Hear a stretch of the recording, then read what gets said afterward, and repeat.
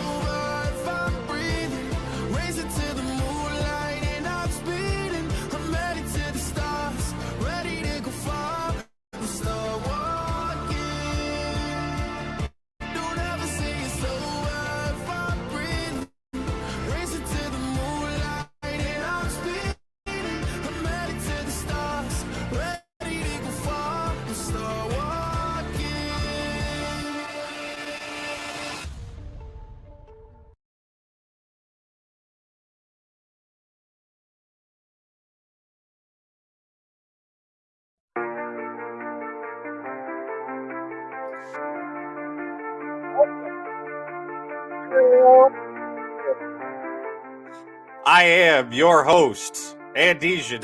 Joined with me, as always, is the man that gets an introduction today.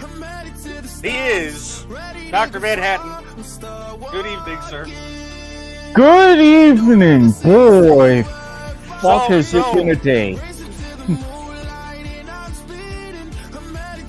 I want to go back. I apologize to our viewers. The intro video, as you can see, is apparently decided to be marred with a plague of technical difficulties. This is what happens when you try to render stuff the moment it gets released and right after things go on air. So we had the potential to put up this because it was getting there, but no. I mean, we could still, play the part of the intro video that we wanted to play. Yeah, I totally forgot that when you download from YouTube, the subtitles are not embedded into the video like they are when you rip it from the actual broadcast feed. Hmm. So that's why there's no subtitles and everything's in Korean. And well, I don't know about you, but my Korean ain't that great. Yeah. As much as I love, different East and Southeast Asian languages, that one isn't exactly high on my priority list for reasons. Well, let's go to the actual intro video and then we can get started talking about today here. 2022년 DRX 아무도 모르는 노랄못 제조 이 맛의 패는 对于 EDG 来讲，他们是卫冕冠军，但其实 EDG 在整个夏天的后期也经历了比较大的波动。 LOL의 또 다른 살아있는 전설 데프트의 인생 대회가 지금 벌집니다. 데프트의 이번 댄스가 라스트 댄스가 아닌 라스팅 댄스이길 바랍니다. 롤드컵이 끝난 뒤에 이제 결과에 따라 은퇴를 생각하고 있다는 얘기를 많이 했었는데 사실 이제 프로게이머를 하면서 저한테 마지막 남은 목표도 월즈고 사실 못 잃어본 것도 월즈의 하나라고 생각해서 만약 이 목표를 이루면은 그냥 미련 없이 그만둘 수 있을 것 같아요. 데프트 이번 대회에서 스카웃과 메이코 이렇게 두 선수와 재만남을 하게 되는데요. 필연적입니다. 其实面对一些有认识的对方，也是还是很想赢吧，因为都是对手。 사실 처음에는 메이코 선수랑 스카웃 선수가 우승하는 걸 봤을 때 처음에는 되게 축하하는 마음이 생겼다가 뭔가 갈수록 뭔가 저 선수들은 나랑 같이 했던 목표를 이뤘는데 나는 아직도 점점 멀어져가는 느낌을 많이 받았어서 좀 힘들었던 것 같아요. DRX are a team that many people underestimated, but now a team worth fear.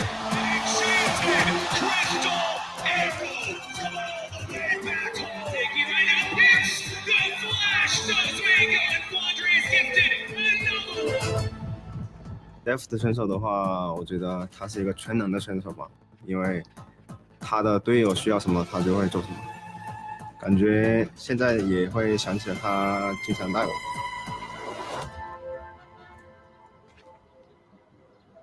而对于两支如此职业的战队来说，他们也不会因为任何原因影响到场上的发挥。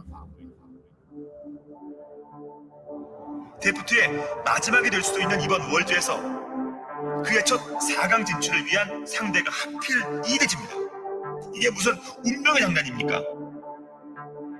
데프트 형, 우리 이번에 꼭 이겨야 해서 이해해주길 바래요.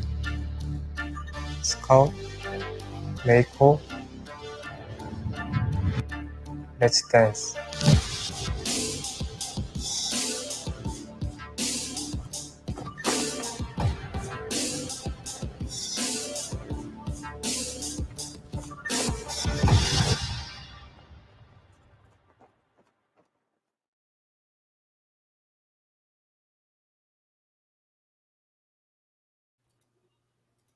Let's Man. dance. I always say the universe works in very, very mysterious ways.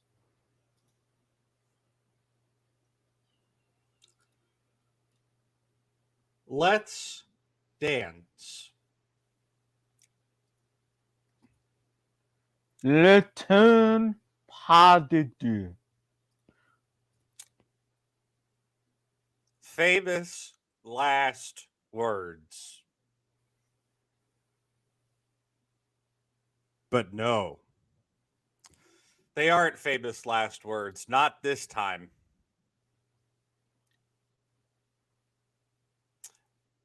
We're going to our Check the Tweet segment. Tweeting, ephemeral, fleeting, Google web, face code, twit zone, ask mode, checks the tweets, checks the tweets, checks the tweets, checks the tweets, checks the tweets, und also emails.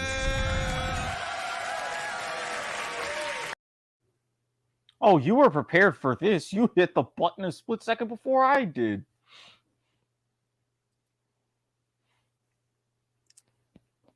Deft at Worlds. This man has been cursed to never get past quarterfinals since 2015. Not no more. Ladies and gentlemen, we called it. We said it here first. The faithful shall be rewarded, and they were today. DRX, a team that has been entirely undervalued, underappreciated, underestimated this entire tournament. And I do mean entire tournament because lest we forget, DRX had to come up through the play-ins.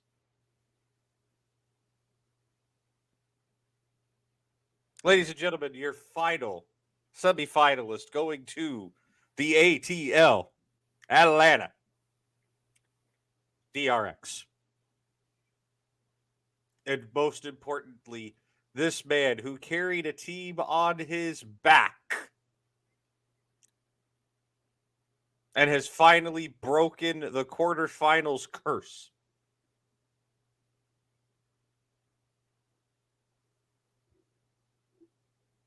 Deft. Let's think about this. 5-0 in play-ins.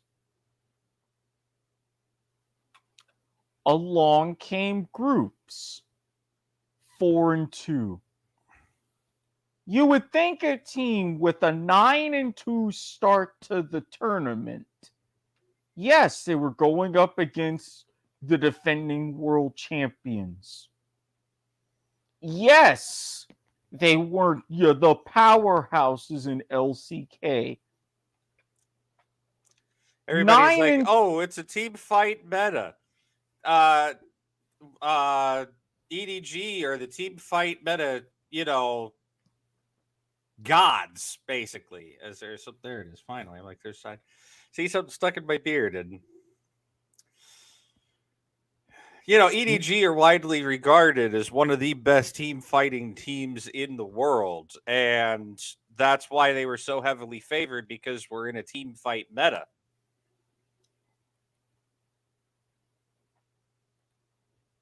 9-2 is still 9-2. A hungrier team is still a hungrier team. And we agreed they were a lot hungrier.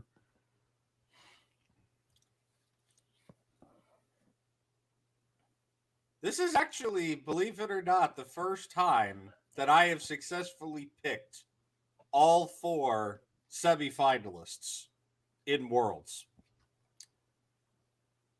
I am on an actual fucking tear on predictions in this tournament.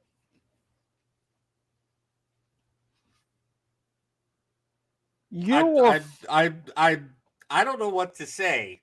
Like, normally I'm even astonished at my own predicting capability here. Let me break this down for you. You are not only 4-0 in picking semifinalists this year. You correctly called the number of games twice. And if we go game by game record,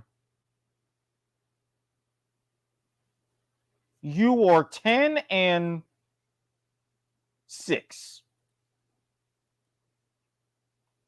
10-6.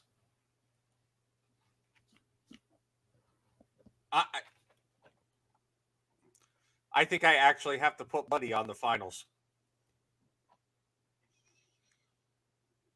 I cost you money last year. I think I'm going to make up for it this year. Okay. I should have a little bit extra to deposit. I'm gonna listen to you. Especially since you'll have time in the semifinals to go ahead and strengthen that. If I don't fall apart in the semifinals, yeah, take my betting advice on the finals. Okay. Hashtag bet on Bovada. 21 means 21. God damn it. Please gamble responsibly. If you or anyone you know needs help, the number is on the screen. 800-522-4700. Now, we had some moments in this game today, man.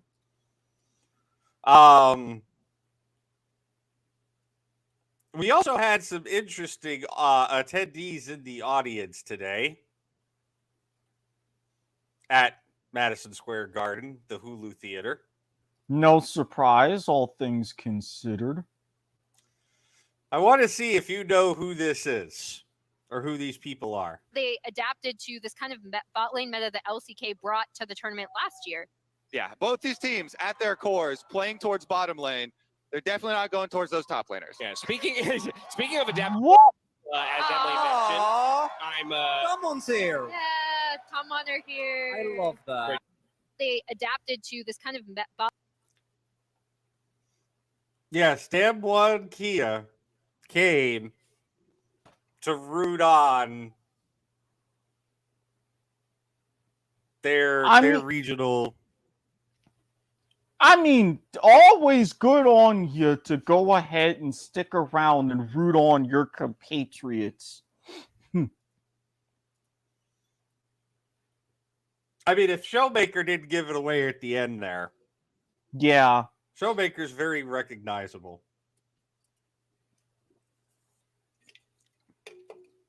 But we had some bangers today, right? Oh, sweet Jeebus. Yes, we did. I want to go to an event that happened today. I got to move something around real quick. Give me just a second. All right, here we go. I need to create a Shy Rod real quick.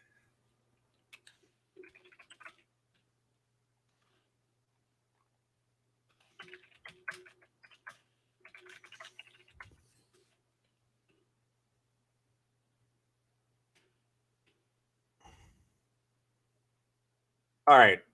So we're going to today's parallel convergence Wheel of Fortune puzzle.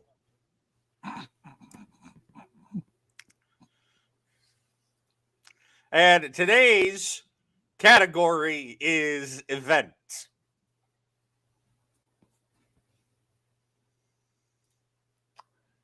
Can I get an S? S. Yes, there is one S.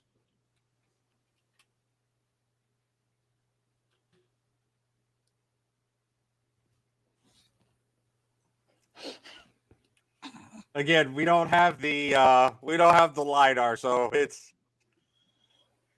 We can't afford LiDAR. We can only afford shtick.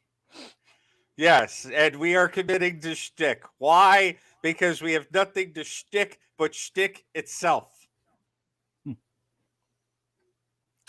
Where's the Wheel of Fortune solve music when I need it? For that. Can I buy an E?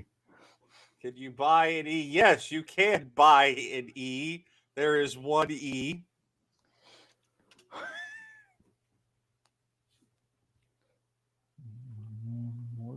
Mutter, long ass puzzle. Mutter.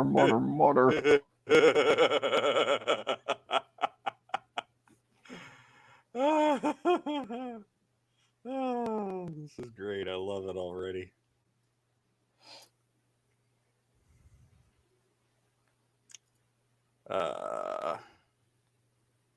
You can hit the next button, because I know you. I know you have access to it.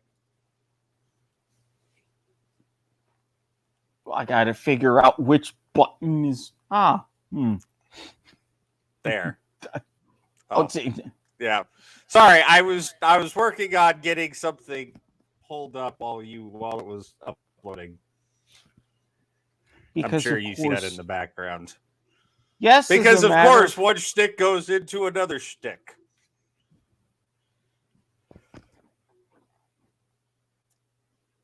Damn it, it's not even here. I had something for that. Hey, phrasing. Can I buy an eye? There are 3 eyes.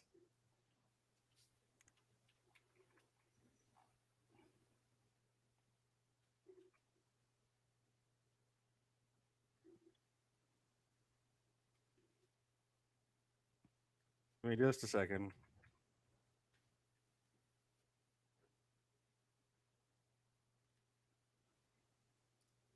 Wait a minute, did I say 3? I meant 4.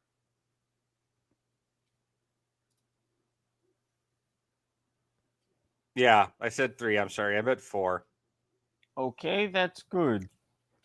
There are 4 eyes.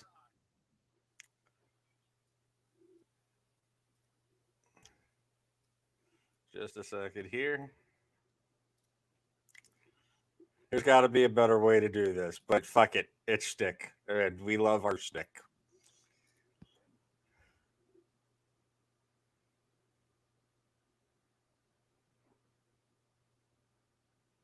Oh crap. Hold on.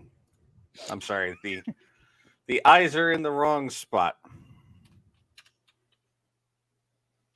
At least on the first word.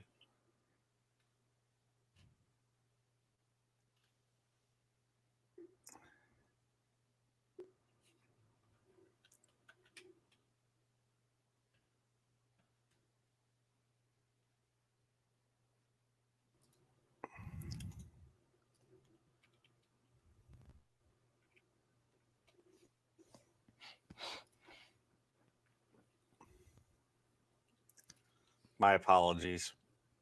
It happens sometimes with There the you go. shtick. That worked. That is the correct that's the correct placement.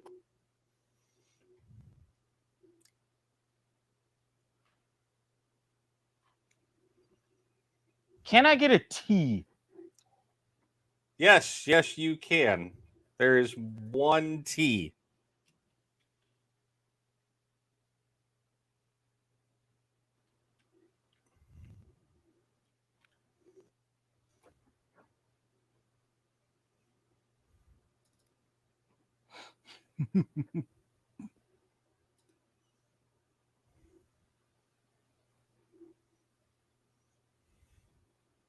Can I get an N? Yes, there are 3 N's.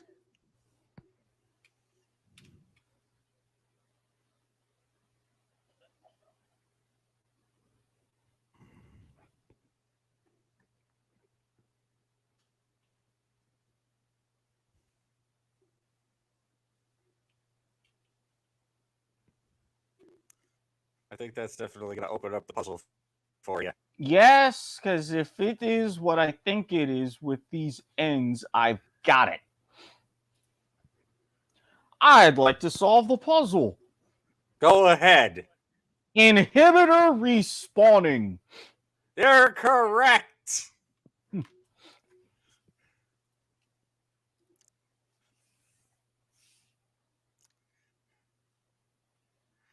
As we hear this with no audio, I'm assuming for reasons.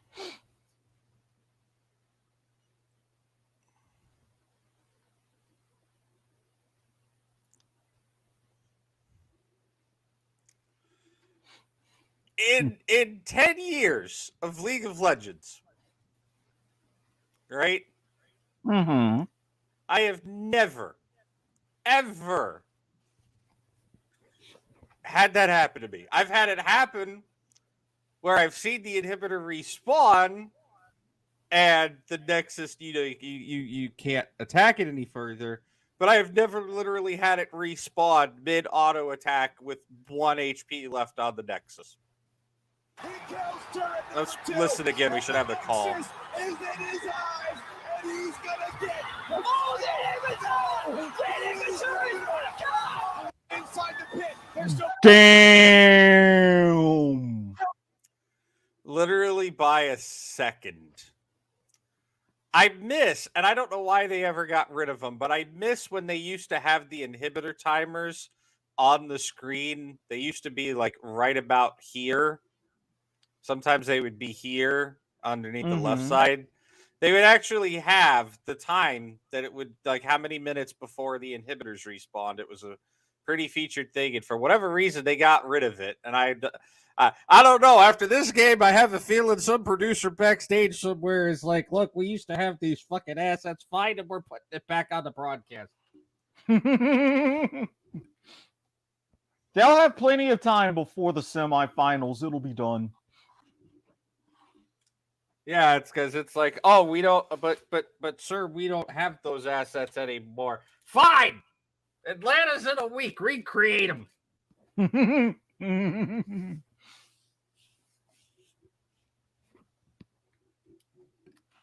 They probably want to update him to the new world's visual font anyways.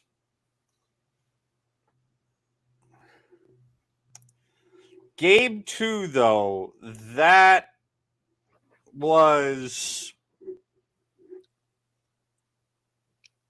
EDG literally are about to lose their base.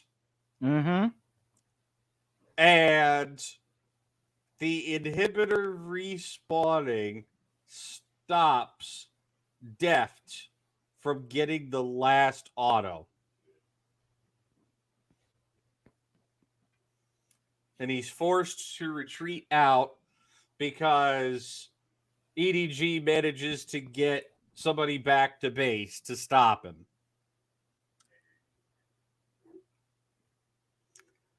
I mean, something like that.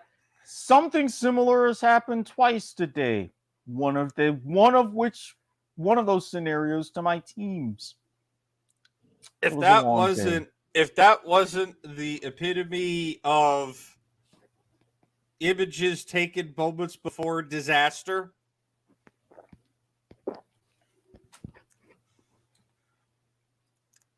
I don't know what is.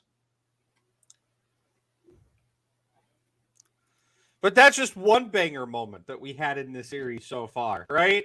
In the words of Ron Popeil, but wait, there's more. Oh yeah, there's more. All right, buddy. There's definitely more. Game 5. Jesus Christ! Jesus, Game 5. I'm sitting there watching Game 5, and I'm like yelling at the projector, or the screen, like, what in the fuck is going on in this game? I don't even. You know what? We'll get back to the fact that Zika had 3 solo kills on Scout in a moment, right? I don't even want. There is so much to break down on this Game 5. But for right now, I just, it all you know how I've always said in League of Legends, it always comes down to one fight, one mistake, one moment in a game. Oh, yes. Well, we got that moment. And we got it live in HD. Don't need a top laner. They got a summoner spell. Viper attack. Stays alive. Double stun. Death will not follow. Zeka will not allow it. Going with the quadra kill in his first ever world championship. DRX don't need a top laner. And see, going into that, you see the stats. Death will not follow. Zeka will not allow it. DRX on red side, no less. The ultimate position of tower or power and control. Full on lead. Every stat that you can think of. Right outside of EDG's base. That was literally their last stand. Their last stand. They don't even trade in that team fight, coming out scraping. They done. Hello, quadra kill. I didn't even realize it was. I mean, I don't think anybody realized what was going on there until the whole play was over. Zeka's just like, "Hi, I'm fed. I'm carrying. It's my time."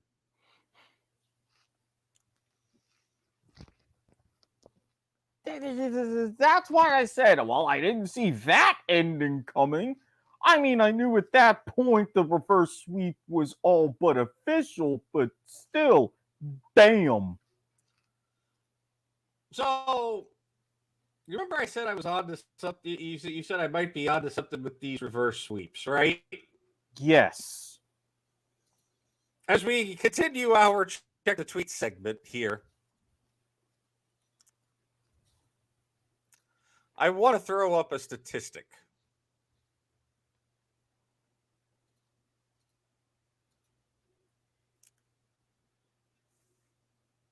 The broadcast got it wrong, but they weren't that far off.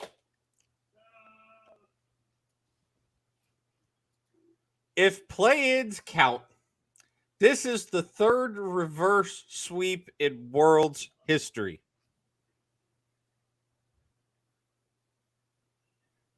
Wow.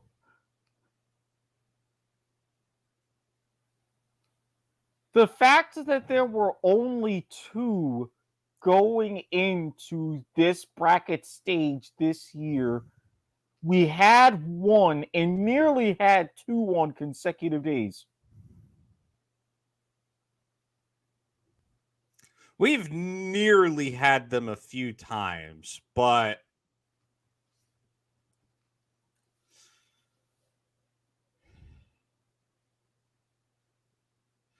excuse me.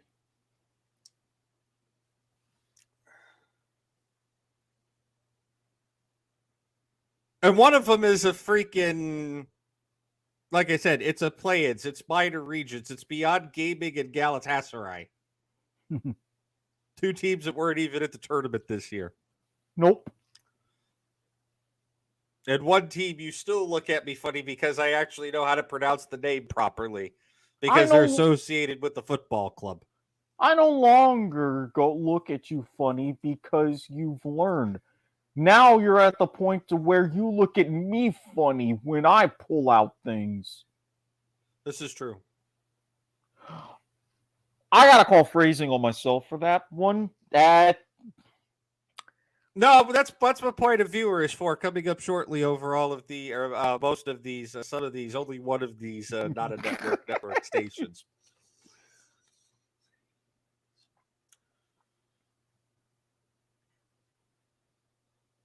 But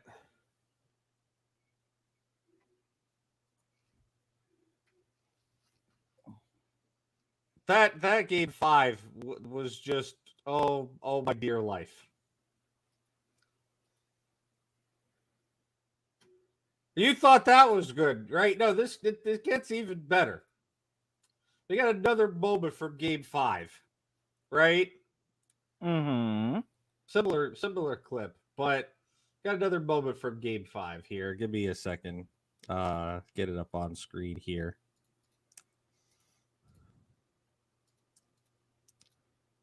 Actually be a game changer. Spam Q's goes ulti back up. 4K health should be a clean fight. Whoa, it's going! Yoshik gets the Ocean Soul! Actually be a game changer.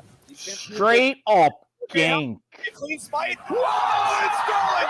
Yoshik gets the Ocean Soul! Pioshik was like, thanks for doing the heavy lifting. I will take that and y'all will like it. Have a nice day. It's like, hey, thanks for the leash. Appreciate the ocean soul. Have a safe flight home. Oh, wait a minute. We're not there yet, but we will be in about another 15 minutes.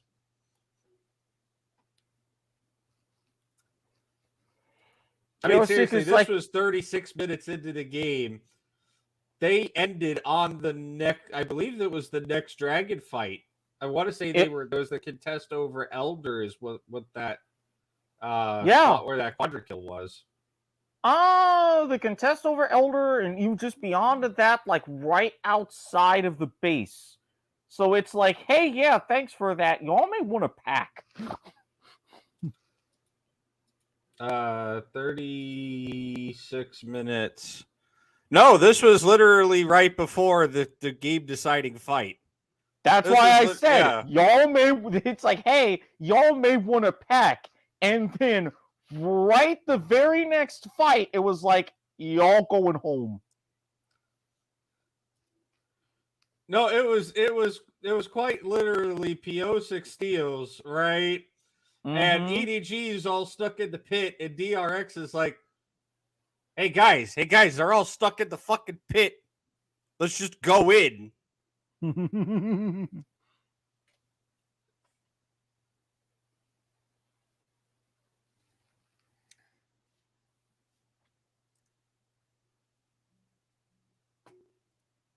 What just what a banger, man. Like, especially that game 5.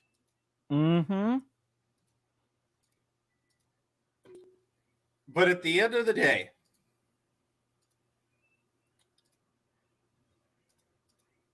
somebody said that they were here to dance,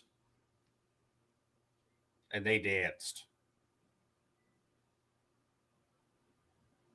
They just went to the ballroom and put on a show. They said, it takes 2 to tango. Well, guess what? I guess you're my partner.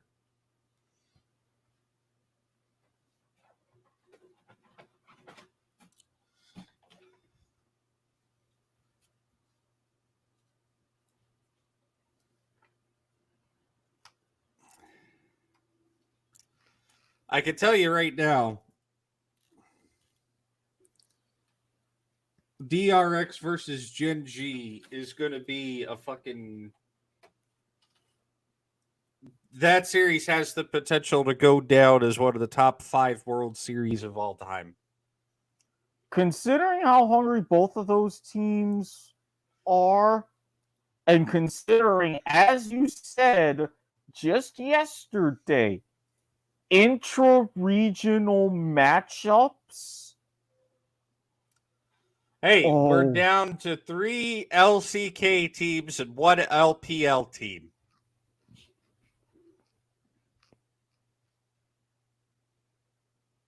And they're all going to the dirty South. Oh, South's going to have a lot to say. I feel like we need to play some obligatory Ludacris now. Ludacris and Outkast. And you know I'm right. You're not wrong, but my mind definitely is going for Ludacris right now. I get with Ludacris, but hey, remember who said the South's got something to say? That was Outkast all day, and you know that. I know that.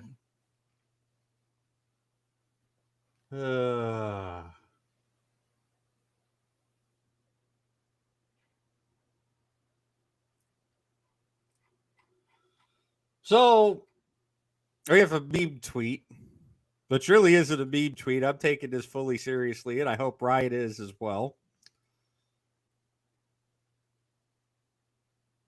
Azael tweeted, "Dear LL Esports, I would like to cast the World Finals. Here are my qualifications.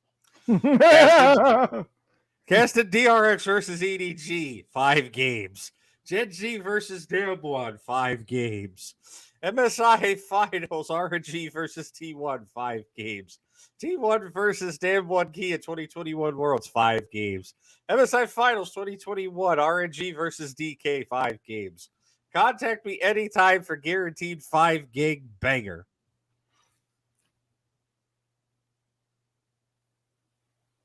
I mean, at this point, it's like. I mean, just put Captain Flowers with him, and we're good. I don't care who you throw on the third man. There's too many good options, but give me Captain Flowers, Azale. I that's all you need. Yeah, they do quite well in San Fran. Oh, I guarantee you, Riot is gonna have Flowers on the finals, 100%. That would just Flowers is highly regarded as the number one caster in League of Legends, or at least English-speaking League of Legends. For non-English speaking League of Legends, there's a couple of different options. For the Latin American community, you have Ibai. For the Eastern community, most notably Korea, you have Caster June. Caster June is Caster June is on the level of like Flowers, man. Like that guy is fucking legendary. Like, I don't understand Korean, right? But I have heard some of his calls, and I get fucking hyped. I don't even understand the goddamn language, and I'm fucking hyped.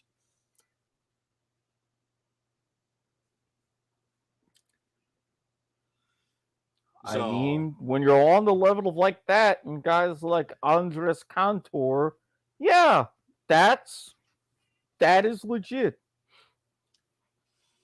And Caster Jude is also a staple in the LCK.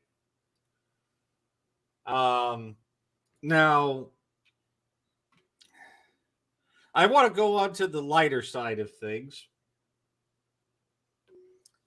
that may spark a debate here.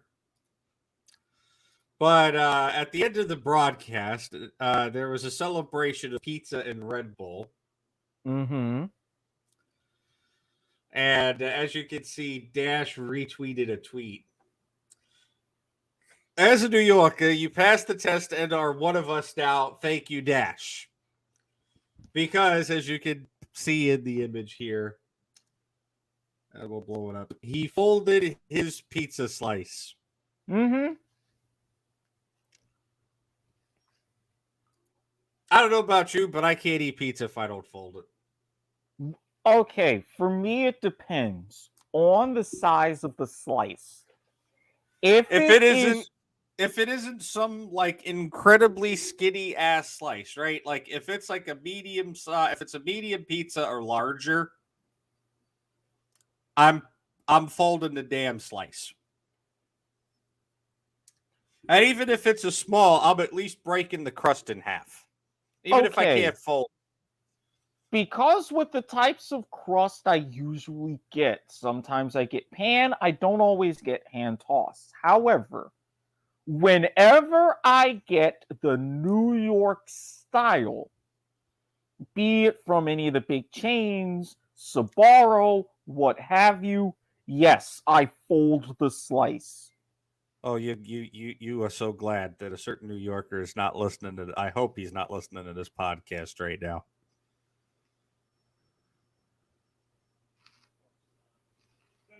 Sbarro is not pizza.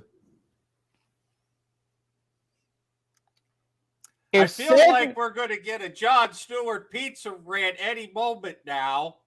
I mean, said New Yorker has also eaten at places where there is a Sbarro readily available. As we share the same university experience. Yeah, but if you're in New York, you're not. Oh, hey, look, Sbarro. I'm going to go eat there. I'm not saying specifically in New York. No, there's a lot of other better places than Sbarro. I am just saying from my personal pizza eating experiences.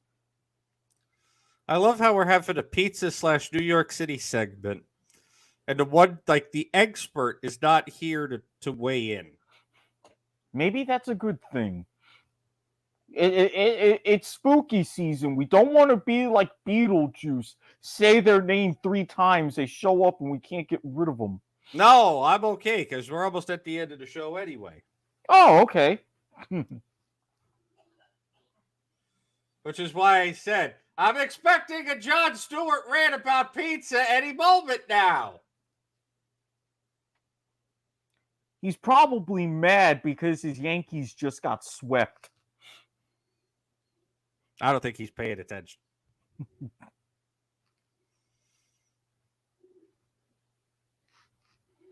Well, I don't think he's tuned in today.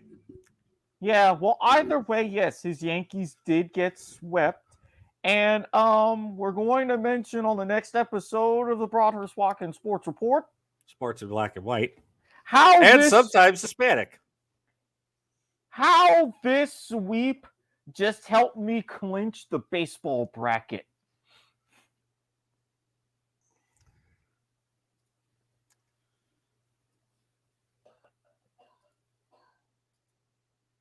But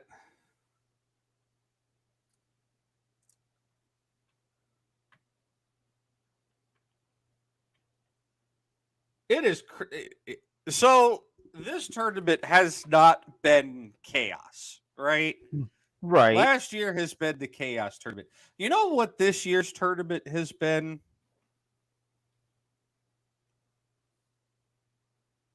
This year's tournament is the storyline tournament. Yeah. I was going to make another reference, but I'm like, I would have to tweak that reference and it would get weird very quickly. Yeah, no. Not worth it. I'll explain off air. This has definitely become the year of the storyline, right? Mm-hmm. The storylines leading up to Worlds and inside of Worlds this year have just been absolutely dramatic, right?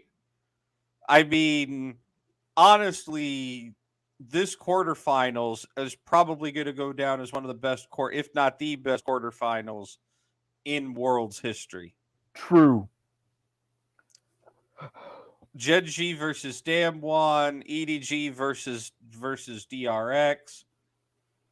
I mean, those two series alone, I think, are contenders for top 10 best of fives ever. Mm-hmm. Like, you get an almost reverse sweep and a reverse sweep on some very deep storylines. And I do mean deep story. I mean, we're going back and pulling out data from, we're making legitimate references to 2013 clubs and teams. Yes. And the fact of that, okay, even though the games ended relatively quickly, lightning fast, they weren't all just terrible blowout games. I mean, when you have a T1 RNG series, right? Yeah. And they have Captain Flowers do this documentary style intro where Riot goes back and pulls footage of a young ass Starhorn Royal Club and a 2013 Faker in his absolute prime, 18 years old. And the storylines work. It's not just, hey, it's Faker versus Ryu. Look at the cleanse. Look at the moves. Faker, what was that? Just for the sake of it. Unlike our network where we'll do it just for the sake of it because we have nothing to shtick but shtick itself.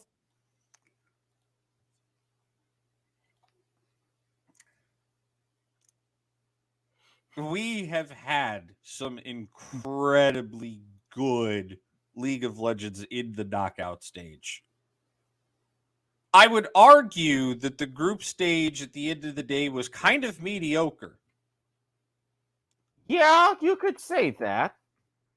Because in reality, and I said it before, I'll say it again, and I'll say it again on our Worlds recap show after the finals. You know, when we do our special Worlds recap. The only reason why we didn't have garbage time is because somebody at Riot said, hey, make all the shit teams play first. So that way it's not garbage time at the end of the day when they're already mathematically eliminated because we let the good teams play first.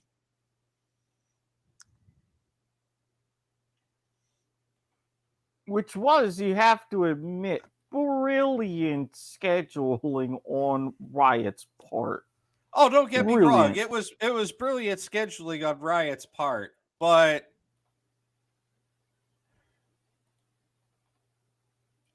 I'm going to make a statement that very much could embody predictions made moments before disaster. Or even worse, statements that will not hold up well under scrutiny. But this is more, honestly, a predictions made moments before disaster. The reason why I am doing as good as I'm doing in my predictions for this tournament is that this tournament is extremely predictable. I mean, I'm going to lend a little bit of credence to that because look at my predictions. Are they on your level? Hell no. But seriously, the fact that I am not only hanging in there, you've got a year of analytical experience. You don't play the game. Well, let's be honest. True. You come from a traditional sports background. Yes. You are looking at this and a mathematics background. You are looking at this from a mathematical standpoint. And based on, my analysis, what you do know of the game from us having talked about it for almost a year now. Mm-hmm. Actually, it is a year now. Yeah, the fact that you're able to hang in the way you have been,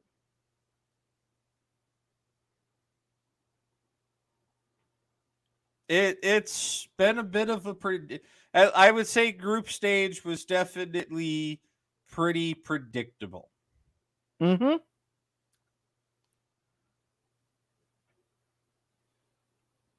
I mean, look at my group predictions overall, right? Group A, all right, Group A was a mess. I think Group A probably was the only unpredictable group out there. True.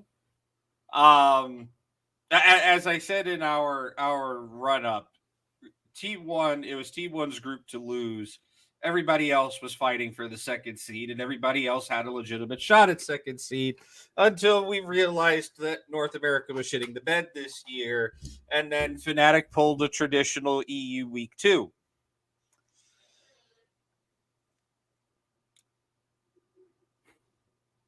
But I don't think anybody could have saw either of those coming.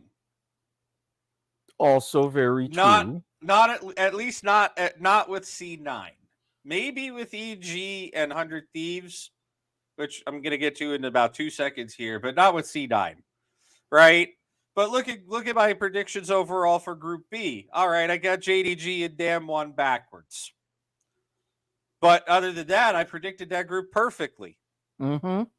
Group C, I got Top Esports and Rogue backwards. I thought Top Esports were going to advance. And let's be realistic here. They got fucked over by a bug. They should have advanced. Also true.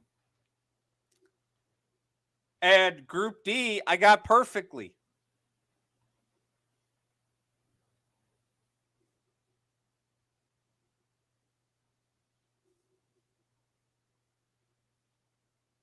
At the end of week 1, yeah, the predictions for week 1 did not go well for either of us. You actually did a bit better than I did. But at the end of week 2, I had it dead on the money. Yeah, week 1, I'm going to be Week honest. one, Blind week one was is a, hard to predict. that was a Especially the blind first couple of days. That was a blind squirrel finding a nut in my case. I'm free to admit that. I mean, week one is tough to predict. I mean, hell, we saw it in day 2 where we almost went 0-6. The caster curse day, as we're calling it. Right? Mm-hmm. Where expectations were not met by teams. But it's also day 2. Mm-hmm. It was day 2 of groups. Week 1. Meta's establishing. People are facing off against each other for the first time. People aren't sure if they want to play comfort, play meta, play domestic meta, experiment. You know, a lot going on there, right? Mm-hmm. So, but I mean, look at all of the green on the board after day 2, at least on my side. After day 2, I didn't do worse than 2/3 correct every day moving forward. And I had 2 perfect days, which I've never had before. Even with me, I had one day sub 500 because of the tiebreaker. One day at 500. And then... I mean, if you don't count the tiebreaker, you would have been 500 that day. Exactly. Then just in without the tiebreakers, 5-1, 5-1, 5-1.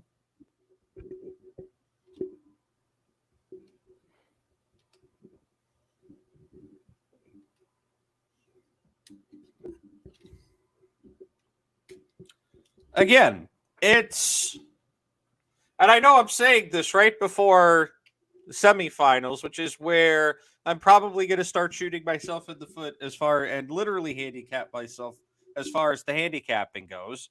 But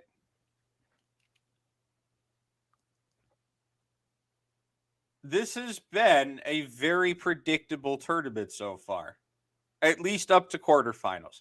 Quarterfinals, a little bit of a toss-up, right? JDG, yeah, that was easily predictable. You put Top Esports into that spot, I would have given it to Top Esports. And I think we would be seeing Top Esports versus T1 instead of JDG versus T1. But again, stupidly unfortunate. And I mean that in the literal sense of stupidly. Like, I was just dumb that they lost on the back of a bug. I really think Riot's got to do something big and public to acknowledge the bug exists and to say, hey, we're sorry this happened to you. Here's a public acknowledgement of what we've done, what we can do, and what we will do moving forward. I wouldn't be surprised if something comes up after Worlds that says that Top Esports actually figured out it was a bug immediately afterward, tried to inform the referees, and they said, too bad, so sad, game's over, and it prompts a change in the rules. I can see that. I wouldn't be surprised if that ends up being the case. If it helps them save enough face, yeah, I can see that. I could also see Riot coming out and saying, hey,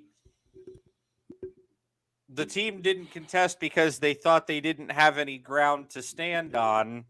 So we're altering the rules to specifically state that, you know, a bug that occurs that causes the game to be decided and is unable to be reported via a pause can still be reported to referees.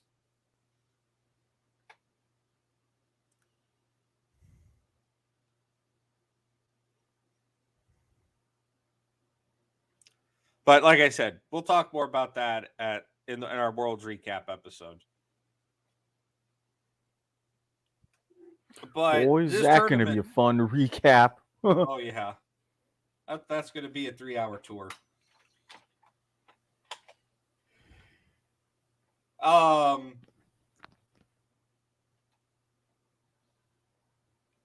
Let's talk predictions for Atlanta. Atlanta. The ATL. The 404. All right, that's all I got. Oh, so what? What are you saying? The place isn't found? Yeah, you would make that joke. You know what? All right, happy damn monkey.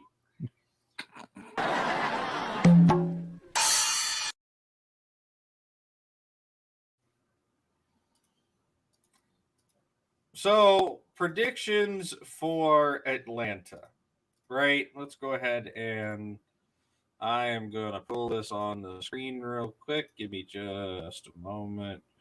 Alrighty. Share screen. Share window. Or not window, share tab.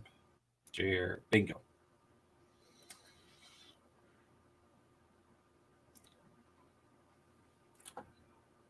We already said JDG versus T1. We're giving it to T1, and we'll cover this. We'll go into a deep dive on the remaining 4 teams on our regular, or as a part of our regular show on Tuesday.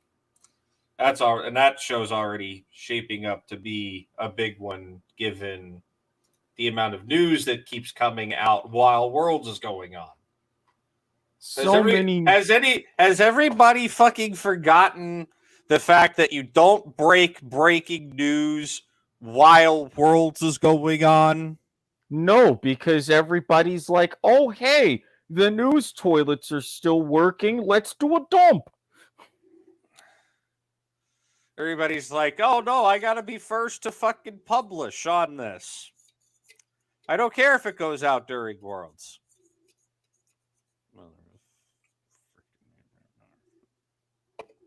News put shit out during Worlds.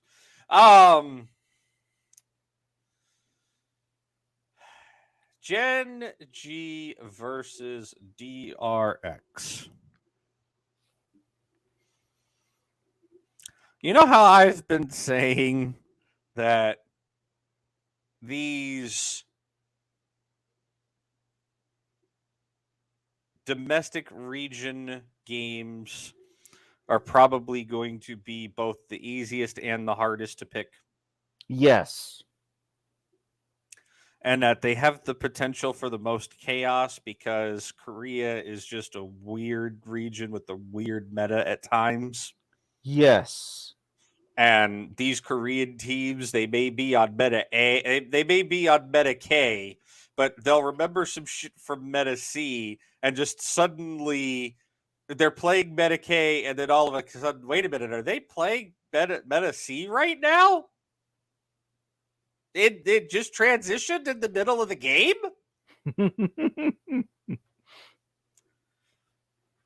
Korea will do that in an international tournament.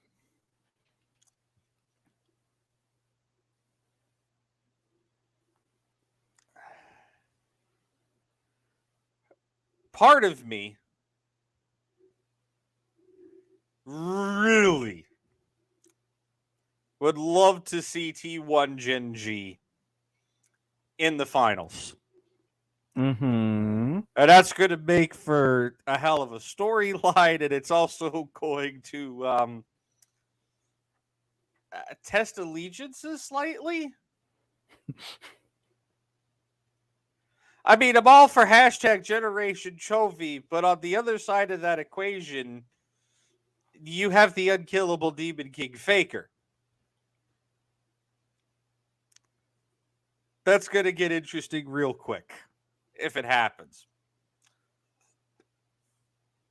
Meanwhile, you got Deft, who is a man that hasn't been past semifinals in his career, and it's been a long career. And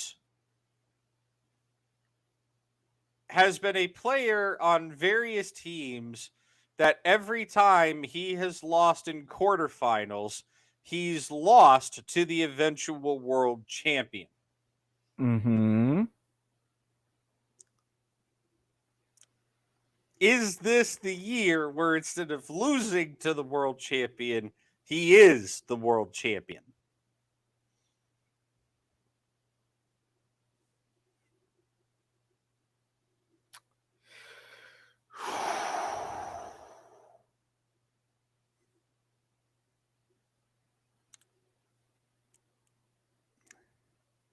Now,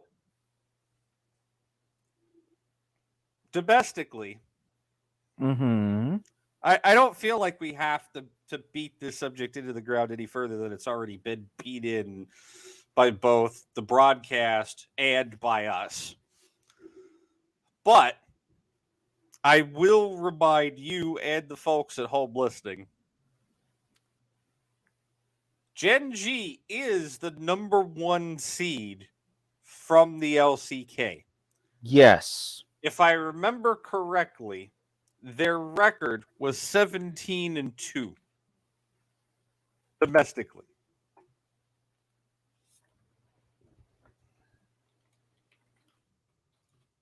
I'm going to pull that up right now because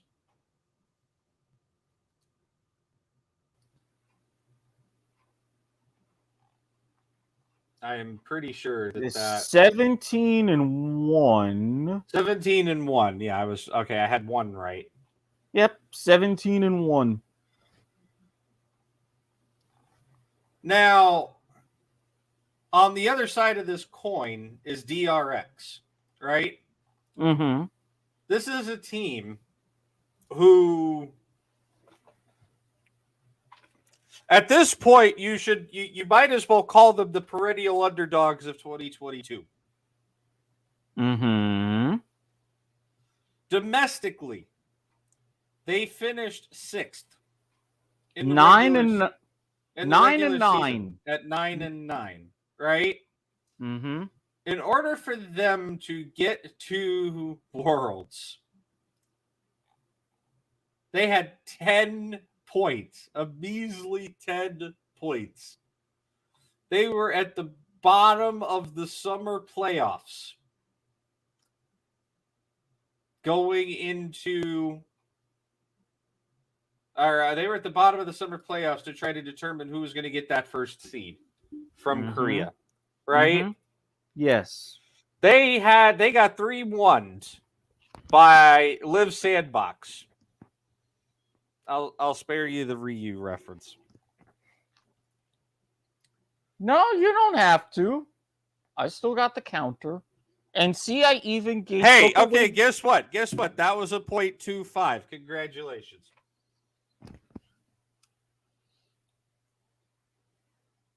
And don't tell me I'm not technically correct.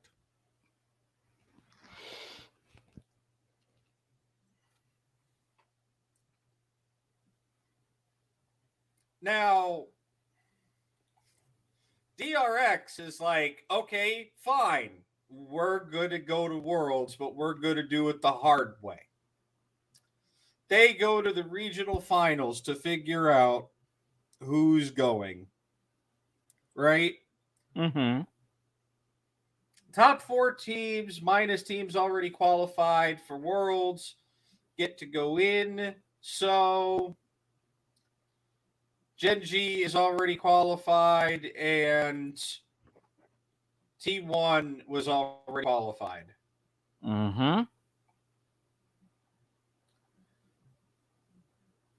Which means there's 2 spots left. Somebody's going to have to duke it out. In the regional finals qualification tournament, standard waterfall bracket, DRX 3-2 over KT Rolster.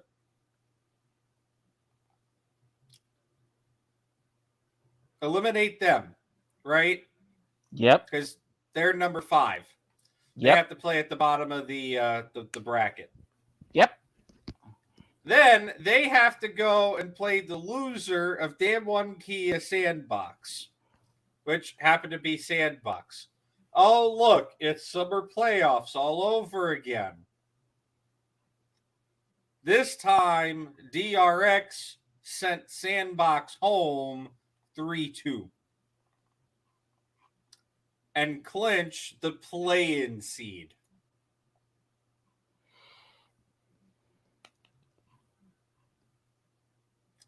So not only are they going to Worlds, but they're going to Worlds the hard way. They get to Worlds. They end up getting seated in the same group as RNG.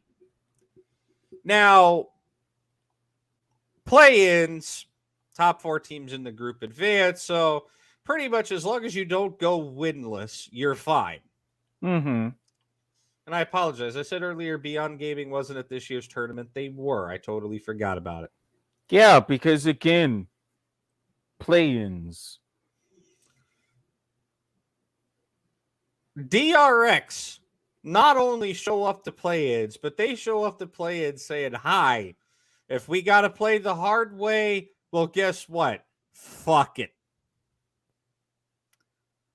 They did not drop a single game in play-ins.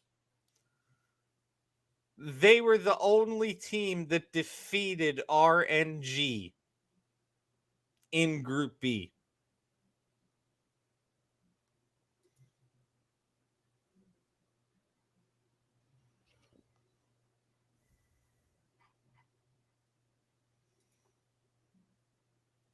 And they got the automatic seed to group stage from going 5-0 in the group.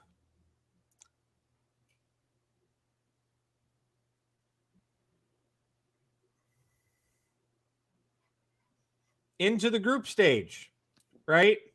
Yep. In the group stage, they go 4-2 and tie with Rogue, who, again, I don't think should have been there. It was, Top Esports got fucked over. But they go 4-2. They have to play a tiebreaker for first seed. And they said, fuck it, we got to continue to do this the hard way? Fine. We'll take the tiebreaker too.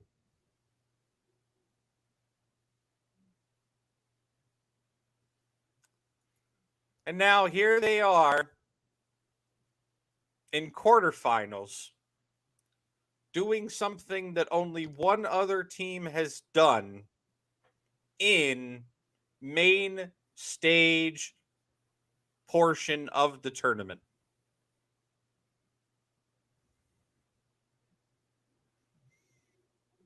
With the reverse sweep.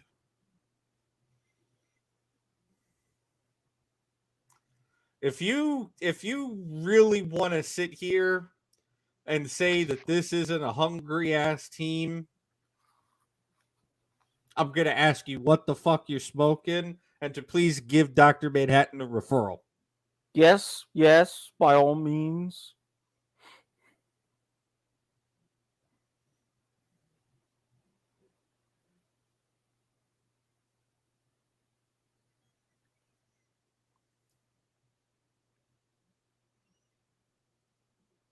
Like, this is a team that honestly they're hungry for it. And they're showing everybody right now, we don't care what kind of adversity you put us up against, we shall overcome.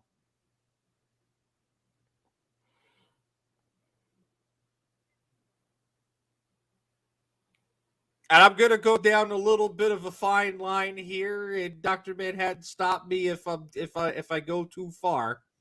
Okay. Yeah, you're right to have that little bit of hesitation in your voice. Yes.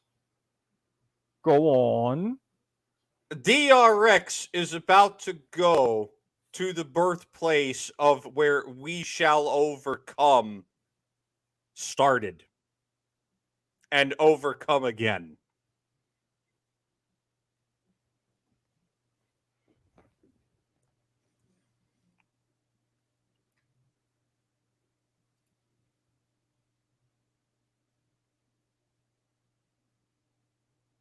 Did I go too far? I don't know yet. It's not often that I have to embody myself twice in a single episode. You embodied yourself once earlier. I didn't see it. Yes, with the whole, faker count and getting rid of the fraction. I didn't see that part. Sorry, I was looking at something else.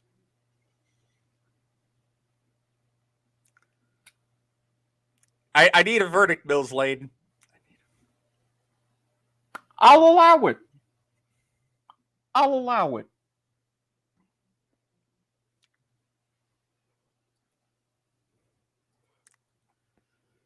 DRX is a team right now that are saying throw as much adversity, as much bullshit, as much whatever the hell you want at us.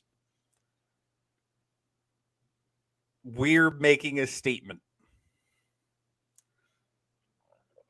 And we have seen, no matter what sport it is, what happens when you get a team that has that kind of drive, passion, and most importantly, momentum going into big games.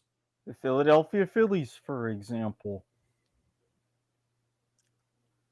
Gen G might be the domestic powerhouse. But I'm not sure if Generation Chovy is going to have enough in the tank to carry Gen G to the victory here.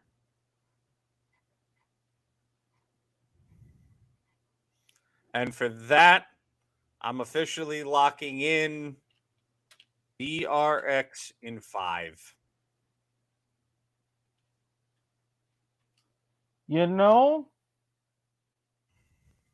I looked at that schedule because I thought to myself, I didn't pay attention to the domestic meta before. I've got to pay attention to the domestic meta now. And something caught my eye in all of that. Gen G only faced DRX once in Summer Split. Once. Oh boy, you're going into the super deep dive. I love it. You're going into the deep dive that I normally deep dive on our in-depth show already. I love it. Mm-hmm. I'm all here for it right now. Keep going. So I look back to even Spring Split. Okay, that one off I get entirely. Yeah. The usual. They only faced each other. And all of those splits, all of them in spring, because of course, double round robin and whatnot. 2-0, 2-0, 2-0, 2-0. Fine. But do you notice a pattern there? I'll do you one better. I'll pull it on the screen.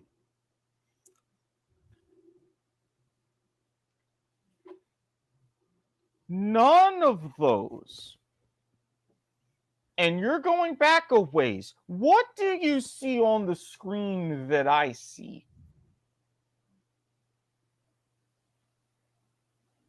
DRX has only won one best of 2 against Gen G. What else? Because it's staring me in the face. I don't know. You tell me, because apparently I'm not seeing it. How many best of 5s do you see on that screen? 1. Who won it? DRX.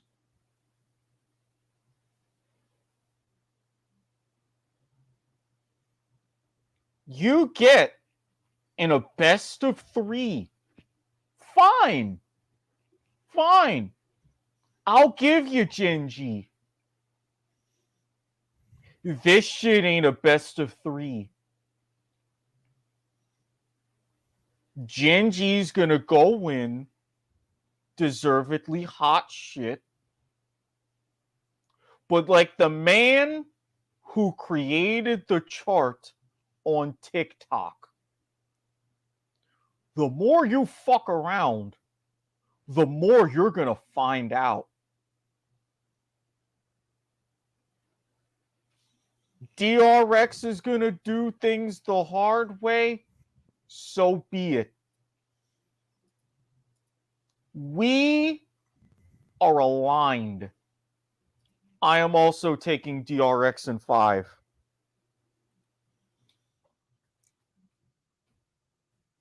I was gonna do it before, and you convinced me. Then I did the math.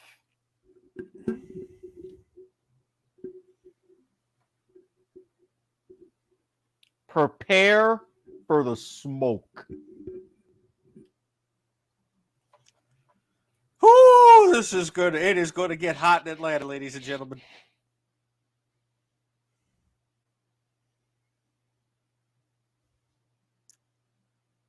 I am excited.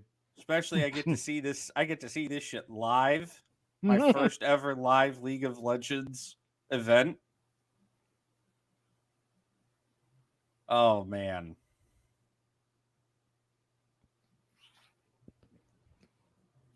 It won't be good. It won't be good.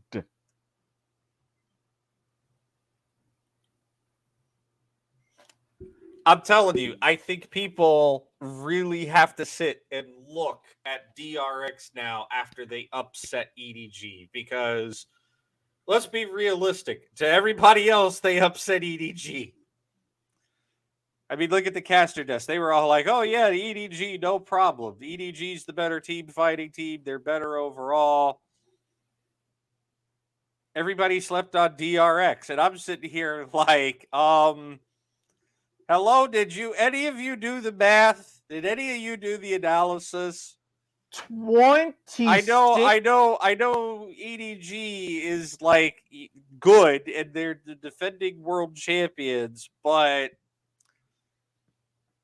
I'm going to say it. They're the world champions on a fluke. 26%.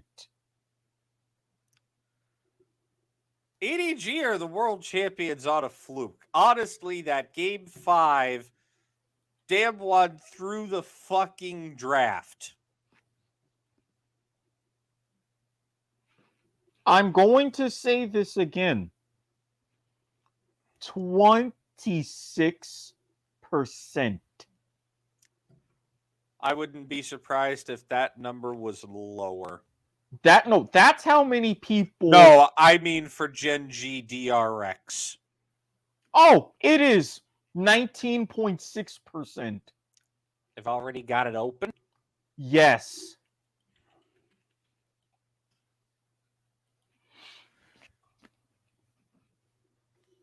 As I open up. Oh, shit, yeah. 84.2% for T1. Locking in my picks. Picks are locked. And I'm going to tell you this right now. I'm going to do one better.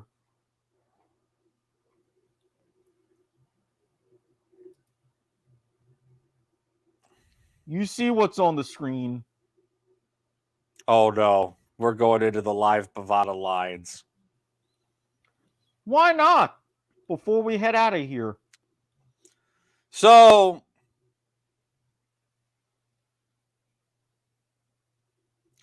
I would like to point out we do this. We usually keep better track of this, right?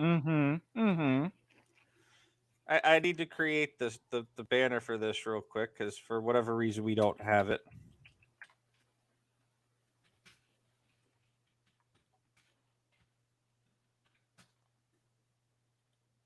The Perfect Pick'ems predictions update. Okay. After the quarterfinals, would you like to take a guess as to how many people have gotten it entirely wrong and how many people are still perfect? Number of people still perfect. I'm going to guess at 0. Less than 20? Oh, yeah. Single digits. 4. 8. Okay. Now, the as Riot calls it, perfectly imperfect.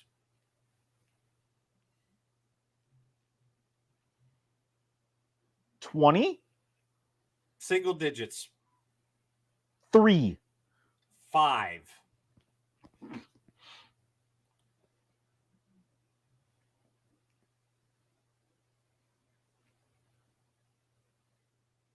And at 66 points, I am sitting in the top 20% of all Pick'ems participants. And that break point is currently 59 points. Yeah, top I'm not 5% is 74. Top 5,000 people period is 88. And if you had perfect picks, you would be at 104 points right now. You know, I'm not that far behind you with 62 points. Yeah.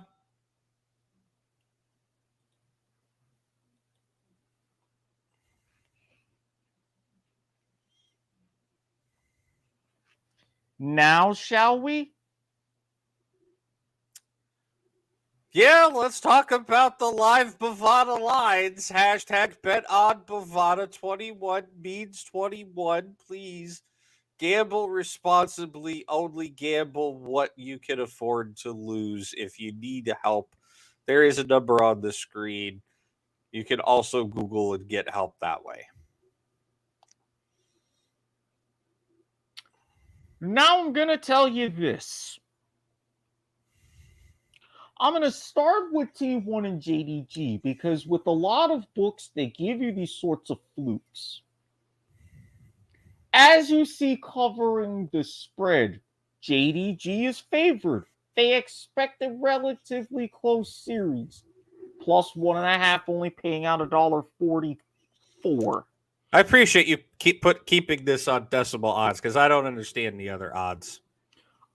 If you want me to give you a crash course on converting during one of my times, you let One of me these, know. yeah, one of these days you're gonna have to, but I can only understand decimal odds, so I appreciate you having it on decimal odds. It's easier for me too, even though I know the American. I always like to know my payouts. So they're paying a total of $1.44. But note the total. Early on, do not expect silver scrapes. Only $1.49 compared to over $2.50 for it to go the full 5 games. If I were betting this honestly, your Dr. Manhattan tip, T1 and the under. I mean, we're both saying T1 in the under. And if you really want to be bold and be like me,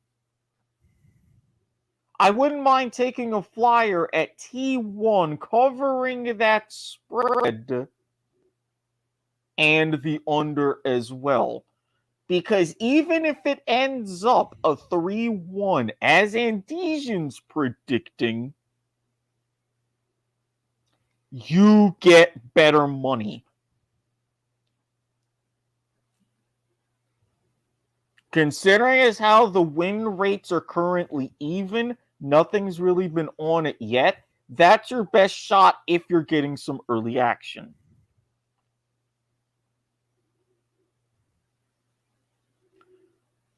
But my real eyes are on Genji and DRX.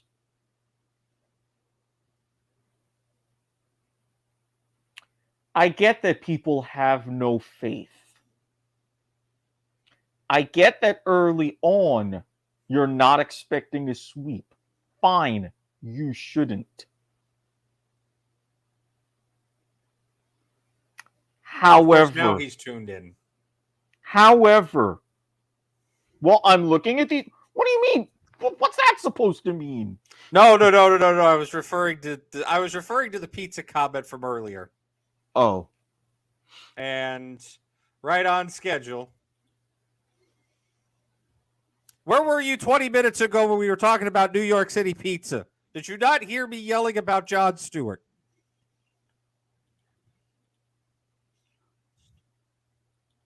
Anyways, please continue. I'm looking at this. If ever there was a situation where teams had or people had almost no faith, it's this one. I get you're betting on recency.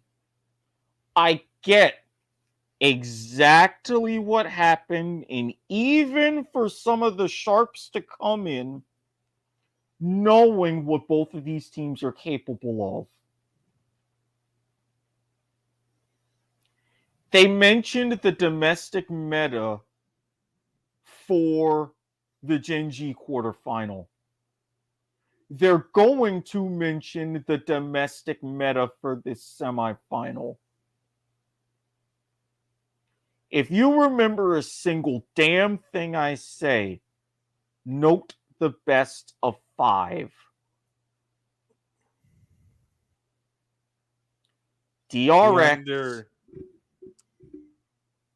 DRX straight up parlay it with the over and get individual bets DRX straight up and DRX covering the spread.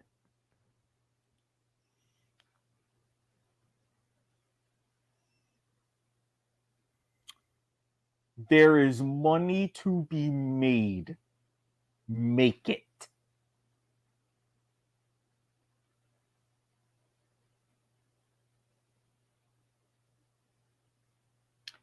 That's all I got to say.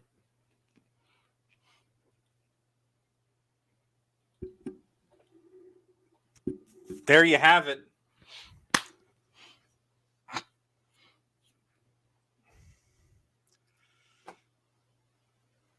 I mean, we'll see you in Atlanta, literally. Next weekend. I'm going to make a very bold assumption, Cotton,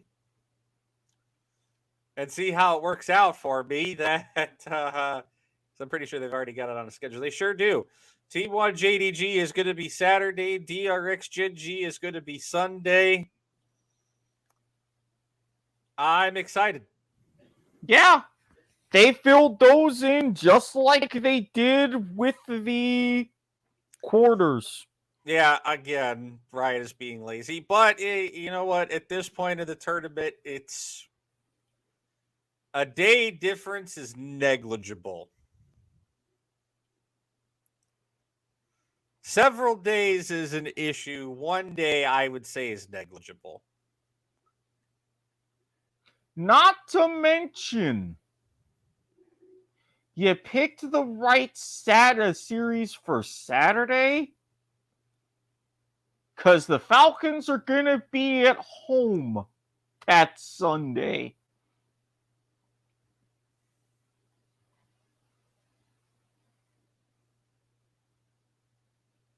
So I get it.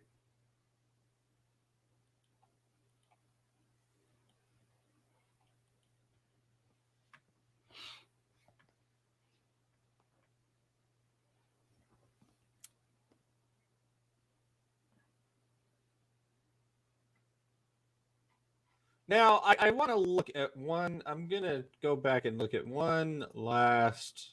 I want to validate one last statistic here. Okay. Before we go off the air. Talking about bold strategies. Well, we're talking about betting and we're talking about DRX, right? Oh, not just that. I was looking at the schedule and I see someone's kind of anxious as far as next week in picks.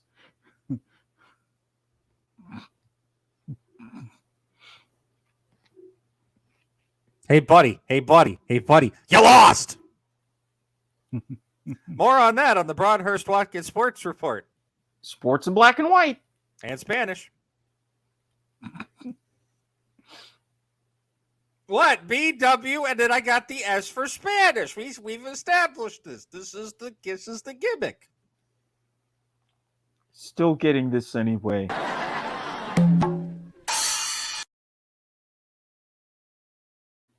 That's good, because that's the first and only one I've gotten so far tonight. I'm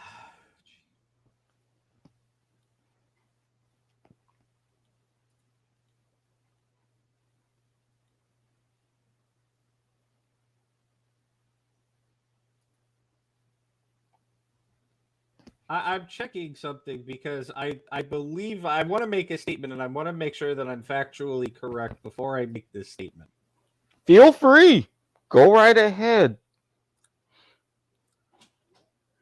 PSG, Team Liquid, LGD. Oh, God. Go away. Where were you when I needed somebody to read about New York pizza? Was in the shower. Oh, well. PSG, Talon Team, Liquid, LGD, Unicorns of Love. Yeah, that's, that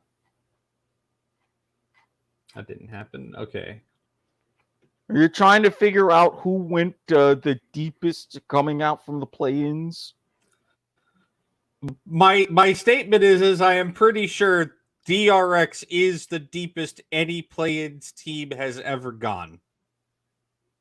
And I am wanting to confirm that before I officially commit to that statement.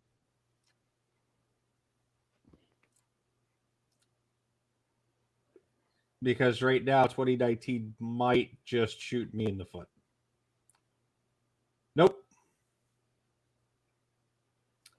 I have to be 3-4 better in the standings because that's semifinals. Damn one only made it past quarters only made it to quarters in 2019 from the play-in stage.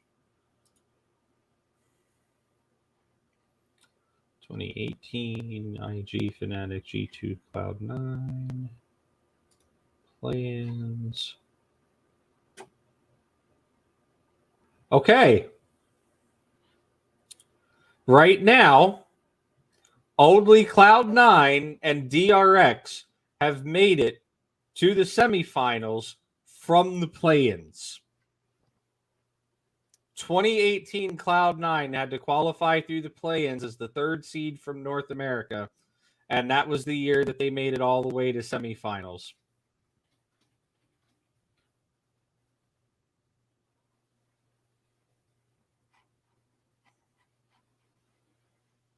They got 3-0'd by Fnatic in semifinals. I remember that year. That was a good year.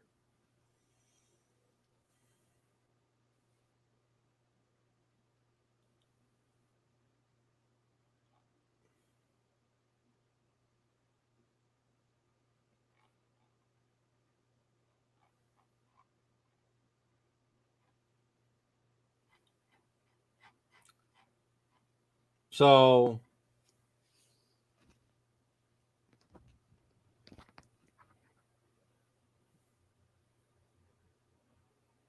right now,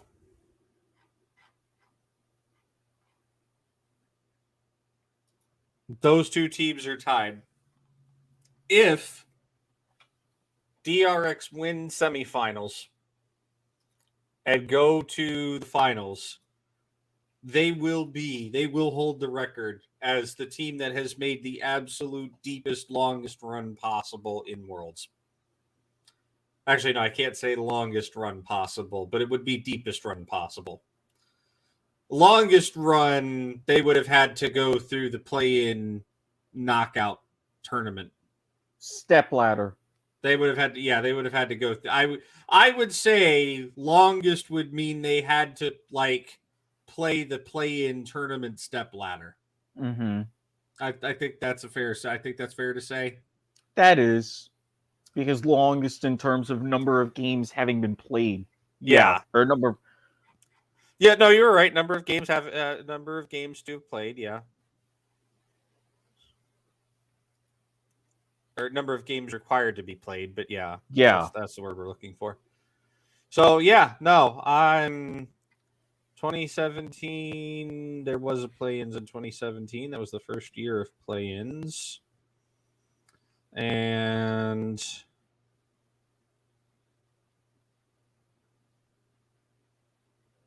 wait a minute, hold on. Sorry, I might be wrong here.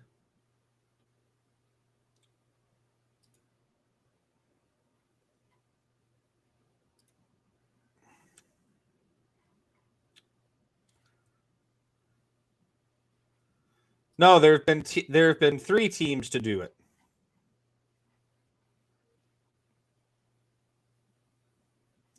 Team WE, Chinese team, World Elite is what they used to be called, or are also known as. They in 2017, back when the play-in stage was 4 groups of 3 teams with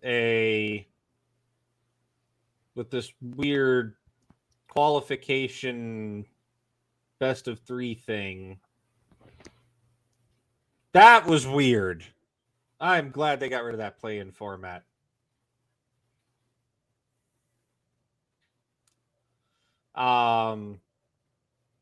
Team WE went in 2017 all the way up to the semifinals as well from the play-in stage.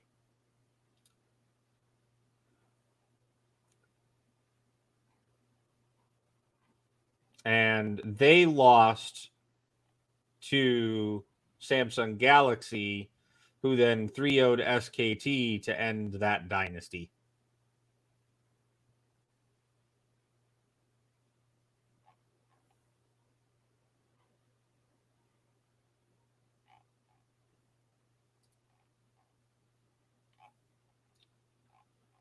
So play-ins, 12 teams participate. Teams are drawn into 4 groups based on seeding. Double round robin matches best of 1. Top 2 teams advance to round 2. First place teams from the group stage each face a second place team in a best of 5 series. Winners advance to main event. So, Team We has had that longest run in terms of number of games required to be played. So they played that second round, because it's basically top 2 from each play-in group. They played off against each other, best of 5. 4 winners advance to the main event. They played 4 games in the play-in state in round 1. They played an additional 3 games in round 2. So that would be a total of 7. Right. 20. What did I say? 20. Because that's 2017. Right. What was it? 2019? No, 2018 that Cloud9 had to do it. Cloud9 also played 7 games that year. They were still using that same group format. Cloud9 played 9. 4-0 in groups, and then they won in Silver Scrapes over Gambit. Yeah.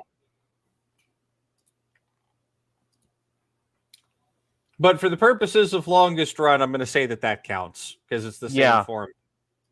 Mm-hmm. And then DRX this year, 2022 play-in. DRX played 5 games. Yep. if they went to the knockout stage, they would have had to play an additional 3 minimum, which would have put them at 8 games total. And I'm thinking minimum game count here. So Yeah. 8 is greater than 7 by 1.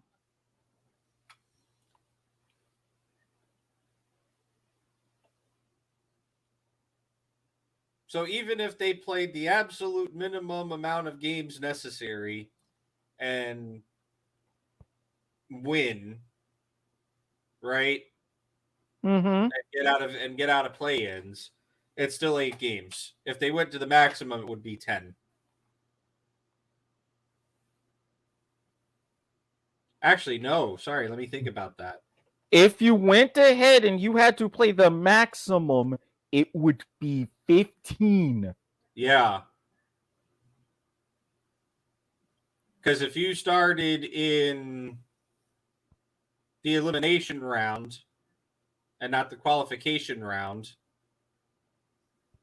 then you would have to play a best of 3 or a best of 5 and then a second best of 5 like DFM did.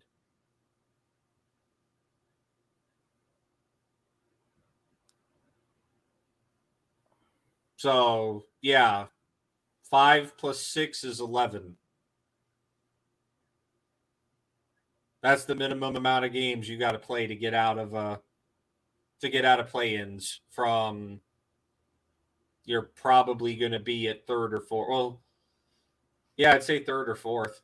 Well, you would have to be 3rd or 4th. Yeah, you'd have to be 3rd or 4th in order to be able to get to that knockout stage. So yeah. So yeah, if you go 3rd or 4th in at least in the current play-in format, because heaven forbid they change it again next year, you know, like getting rid of it entirely. Oh, oops, did I say that out loud? Under the current play-in format, if you go 3rd or 4th in your play-in group, you're going to have to play 2 best of 5s to be able to make it to groups. And the minimum amount of games you have to play in a best of 5 is 3. So 11 is better than 7. Oh, thank heaven.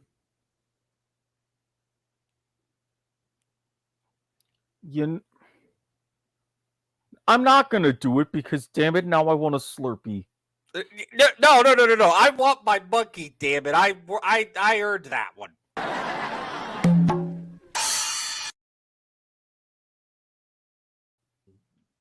What trying to cheat me out of goddamn. Yo, dog, I heard you'd like to play in, so in order to get out of play-ins, you're going to have to play a play-in so you can play another play-in so you can get out of play-ins.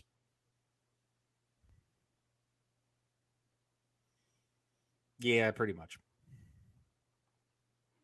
Again, if Riot were to listen to me about my ideas and strategy on how you can effectively run a tournament without play-ins whatsoever, I'm available. I mean, honestly, if they just merged the old play-in format with the group stage into a qualification game and just like converted that into some sort of waterfall, step ladder, double elimination, something or other, you'd have a better tournament. We'll discuss off air. Yeah, we'll discuss this in the recap episode like we always do. Yeah. But so we'll set that aside because if you give me some idea, I can frame it perfectly for you by the time we get there. Now, I'm going to look because 2016 and 2017, the format should have been exactly the same.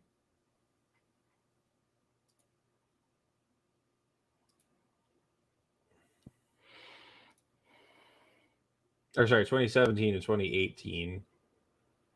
Yeah, so 2017 and 2018, it's exactly the same format for the group stage. Because Riot's never changed the group stage, ever. So, looking at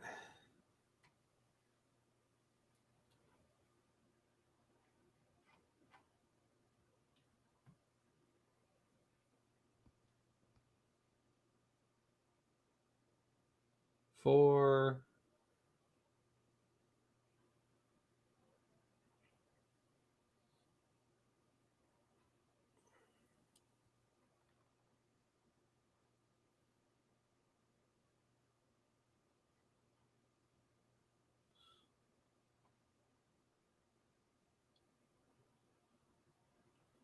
Seven plus 6 is 11. 13. Or sorry, 13. Damn it! Now I got 7-11 on my brain. 13 plus another 3 is 16 plus another 3 is 19. Okay, remember 19 for me. 19. No, 19. 19. Yeah, I see your Dave Chappelle reference. Oh, not just that. I'm talking about the original song. I know that, yeah. But for me, it's a Dave Chappelle reference first. Okay, so 5 and 6 is 11.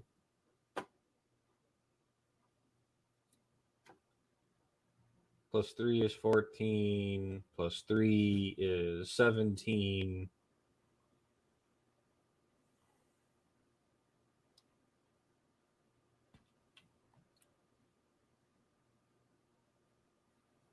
$17 is not greater than 19.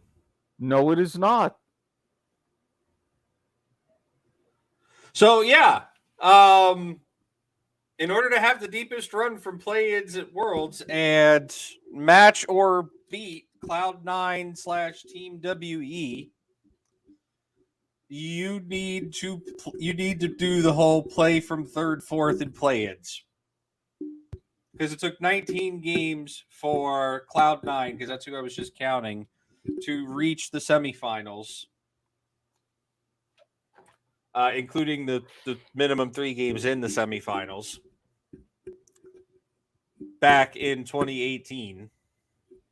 And it took 17 for DRX.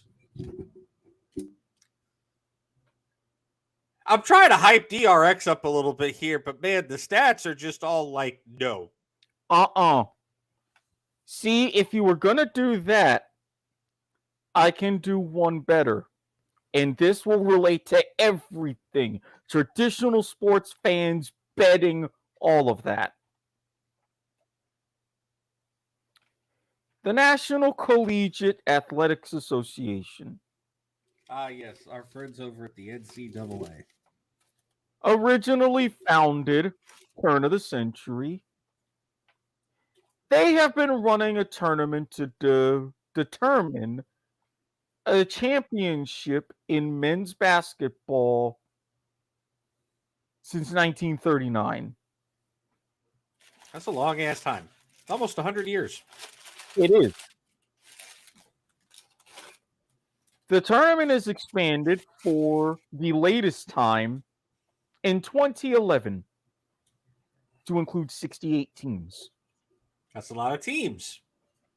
That means that 8 teams in the little over a decade have had to play in what is called the first 4. The 4 games to slot your final teams into the first round proper of 64. Right.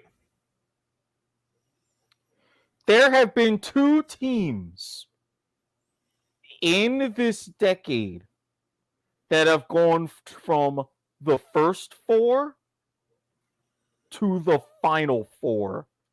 The hallowed ground, harkening back to the original size of the tournament in 39 with only 4 teams. The University of California, Los Angeles, and Virginia Commonwealth University. It can be done.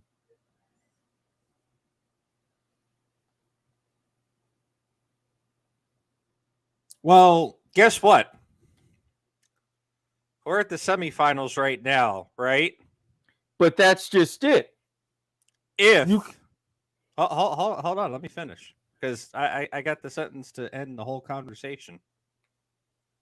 We're at the semifinals right now, right? Mm-hmm. If DRX win, this entire conversation is moot.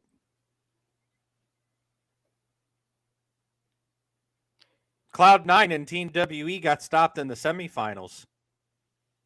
If DRX make it to the finals, they are undisputed the team that has made the deepest run ever in the history of the tournament.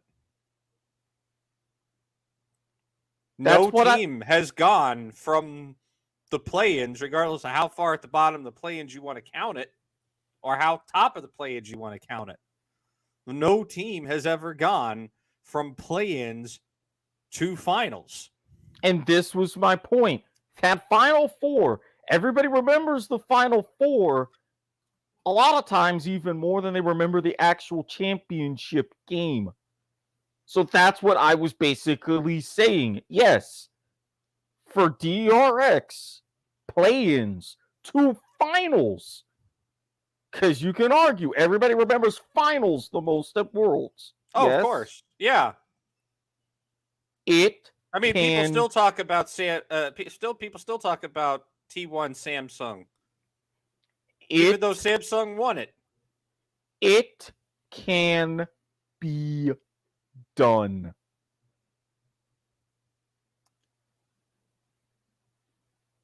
As much as I love it, as much as I want to hype it, as much as I want it to happen, I only have one problem with the entire situation.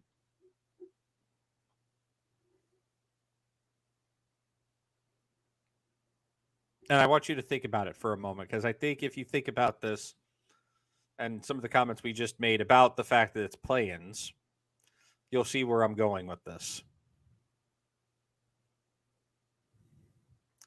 There's one adverse side effect to DRX going to the finals.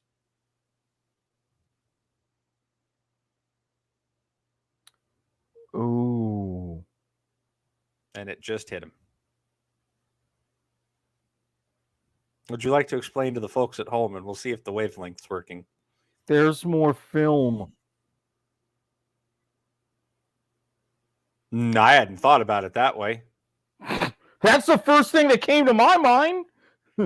Yeah, you are a sports fan at heart. No! And I'm the one that harps on film. Jesus. The hell, man? Is this number 3? This is number 3 in the tournament, yes. Okay.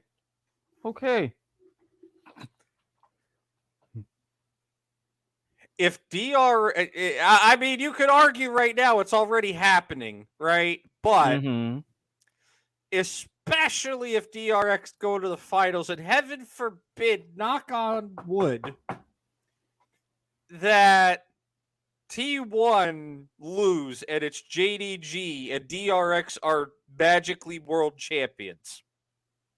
Which, for anybody betting at home, that is not my official line, that is not my official betting advice, that ain't going to happen. But there is a probability that it can occur. So I have to mention it. But if DRX go to finals, and heaven's worse, they actually win finals and they're the new world champions, do you know how much credence and how much empowerment that is going to give Riot to the argument of we need to change the format? None. They're going to turn around and say, we don't need to change the fucking format. Somebody just won the goddamn tournament playing from the play-ins. Or somebody just went to the finals playing in from the play-ins. If DRX can do it, That Nation Focus Me can do it. Loud can do it. Beyond Gaming can do it. The Chiefs can do it. Oh, dear.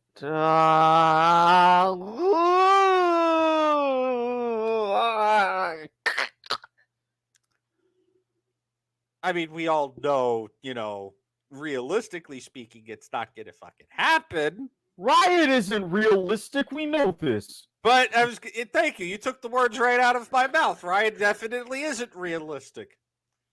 You can sit there and go, not going to happen to Riot all day long. And they're going to be like, but DRX. I mean, hell, as is, going back to my NCAA argument, I mean, this is going to cause some chaos. Yeah, they're talking about and why I said it is as of now the most recent expansion. They're looking to expand the NCAA tournament even farther. Well, I mean, we got our own expansions to talk about on Tuesday as a certain Western region is considering some expansions of their own. So more on that on Tuesday's show if you haven't already read the news. But even if you have, hey, we'd appreciate it if you tuned in anyway. We'll cover it more in depth because I figured it out. I'll say that.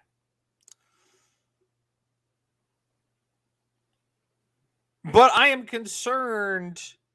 Like, I don't want to take away the moment from DRX, right? Mm-hmm. But I am concerned that, like, if DRX stop at semifinals, which is a possibility, don't get me wrong, Gen G is not anything to sneeze at or fuck with in any realm of possibility, right? Mm-hmm. They are the Wu-Tang Clan. They are not anything to fuck with, and they have diversified their bonds. No? Okay.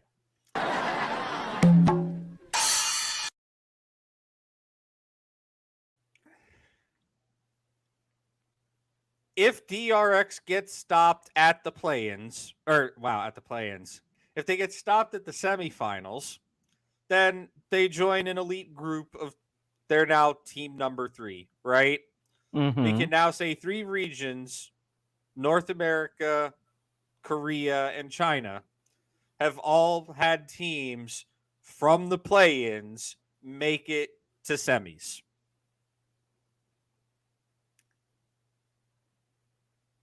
Yes, Riot gets a little bit of a leg to stand on, right? Mm-hmm. The knee's going out, they just got a knee replacement, right? But the hip's still rotting. Mm-hmm. It's the play-ins are still an issue. Mm-hmm. Riot's going to try to stand on the laurels of DRX and say, but it's possible. DRX went to semis. Okay, we could point out how many teams from play-ins that have gone to quarters. That number's higher. Mm-hmm. It just because it works doesn't make it good. But if DRX go to finals, a lot of the arguments that are being made for format changes in the tournament and getting rid of play-ins are going to lose a bit of stability to stand on. You're not wrong at all. And it's only because of recency bias. The format still is not great, right? No. And a team playing from play-ins to the finals doesn't change that. That's honestly a little bit of luck and a little bit of, stars aligning in somebody's favor, right? Mm-hmm. The play-in stage to me looks like the elimination end of a double elimination bracket. Like at the College World Series. You had your chance, you fucked it up. Here's your redemption arc. Can you make it happen? But there are better ways to do that, like an actual double elimination bracket, than this play-in nonsense. I mean, they already do it with Valorant. But hell, Dota already does it. Look at the format for the International. Oh, That's yeah. the closest fucking comparison you can make to a game to League of Legends, honestly. True. Both in prestige of a world tournament, in genre, style, and format of gameplay. Like, It's literally the best absolute comparison you can make in every facet possible. Very true.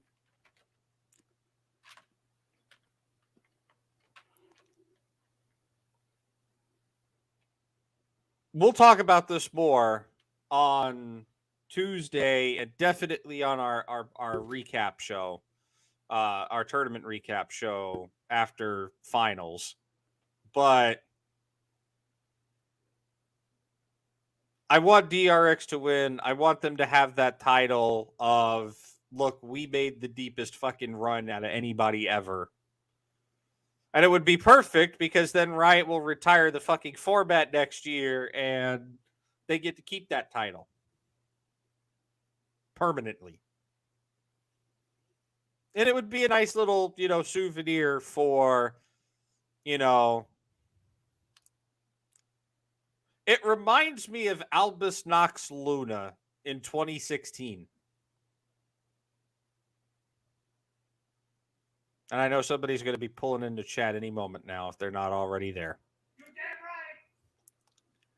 When he makes I don't know if you heard that or not, but I did. Yeah, he was loud. When he makes the statement that says, hey, we are wildcard region. Wildcard region is just as good as any other team. Any team can go to quarterfinals. Any team can go to knockouts. Right? Mm-hmm.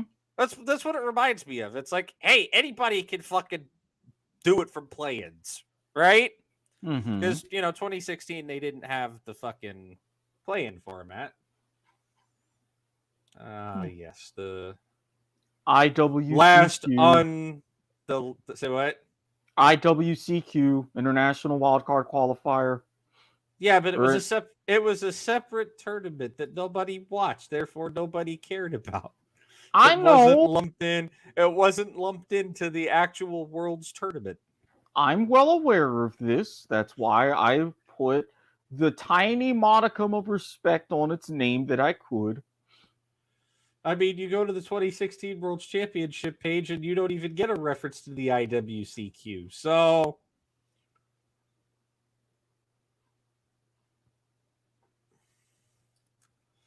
but ANX managed to pull the upset in the group stage in 2016, right? And this was back when it was, quite literally the play-ins were the IWCQ. You're not wrong. But they got seeded into Group A against Rocks Tigers, Counter Logic Gaming, and G2 Esports. CLG got the cursed 3-3 record. G2 shit the bed, just like they did this year. Went 1-5. Rocks Tigers went 4-2. And ANX also went 4-2. In the tiebreaker, Rocks took the tiebreaker.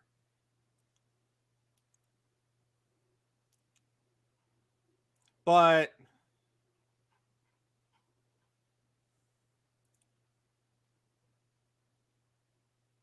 in the quarterfinals, ANX drew up against H2K, who 3-0'd them, who were then summarily 3-0'd by Samsung Galaxy. And then SKT won their third cup. Or sorry, no, this was their second. 3-2 over Samsung Galaxy.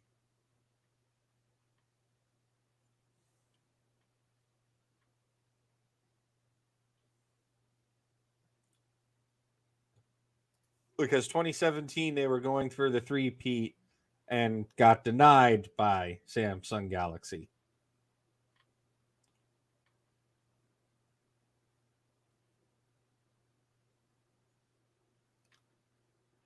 But my point is that DRX have proven, yes, any team is technically capable of playing in from the play-ins and making a deep run. Is it feasible for the tournament to be held in this format? I don't think so. But It was a hell of a series. EDG, go home with your head held high. But at the same time, I think this was appropriately EDG's stop.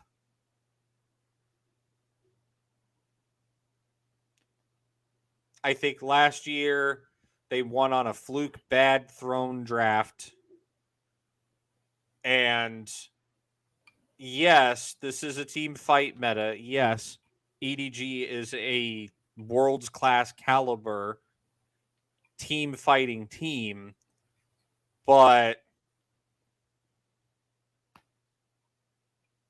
I know we talk about the hungrier team wins. We say that a lot around here, right? Mm-hmm. But if you watched the games today, I almost feel like you could quantify that statement in the style and level of gameplay that was coming out of EDG.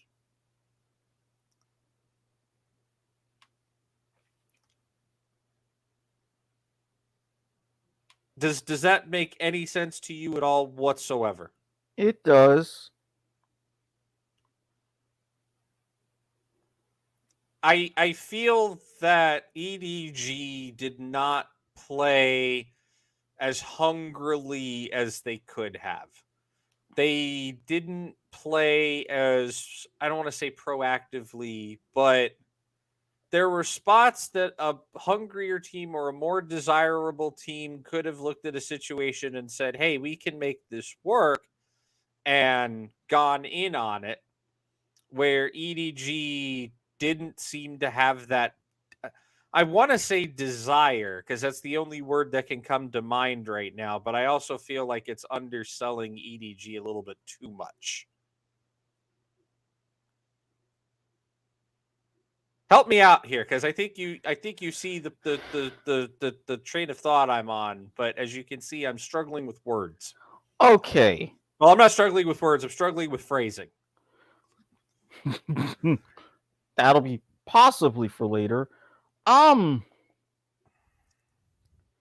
We talk about, and as you said, you're trying to mention, hey, the hungrier team wins. You're looking at that series and you're thinking you could see the hunger in every step, drafting, playing, strategy, laning, team fights, all that. With I have those the two, analogy. I found the analogy. In those two teams in that series. Think about it in a gridiron football game, right? Mm-hmm. You're at a 4 and 4th and 5, right? Mm-hmm. 9 times out of 10, coach is going to say, all right, let's punt the ball away. Mm-hmm. But that hungry team in that rivalry game, they're like, you know what? 5 yards. We got a really good passing game. Let's go ahead and throw the ball.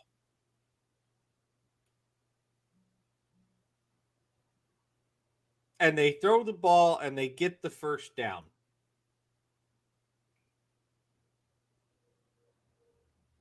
Or hell, I'll give you one better. Instead of a 4th and 5, make it a 4th and 2 or a 4th and 1.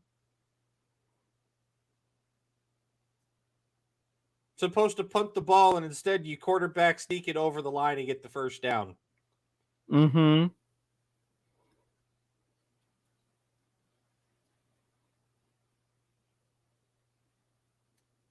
Does that make more sense? Yes. Especially after what happened to my team today. Yes. I've not seen any football today, so I don't know what happened to who. Jaguars, Giants. Final play of the game. Trevor Lawrence passes to Christian Kirk. Christian Kirk, a bit wide open, catches it and runs. Needing a touchdown to have a chance to win the game with the extra point. The Giants, 2, 3, then 4, then 5 players just about stopped him at the 1 yard line to seal the victory.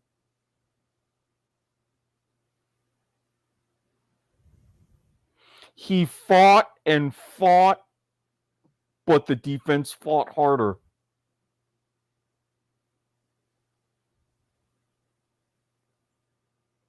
And that's what happened here, I think. Is you had two teams that clearly had hunger in their eyes, but EDG didn't have enough.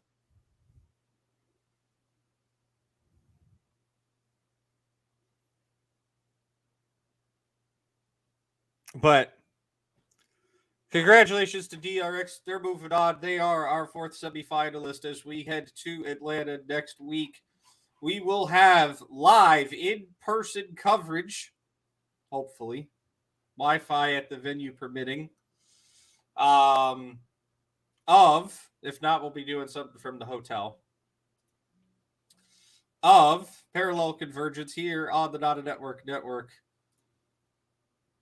I'm Andition. That's Dr. Manhattan. Stay tuned for Point of Viewer over most, if not some, if not just one of our Not a Network channels, that being our Twitter.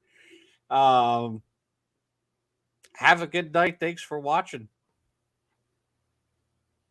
Never see you sober if I'm breathing. Racing to the moonlight and I'm speeding. I'm headed to the stars, ready to go far and start walking. Don't ever see you sober if I'm breathing. Racing to the moonlight and I'm speeding. I'm headed to the stars, ready to go far and start walking.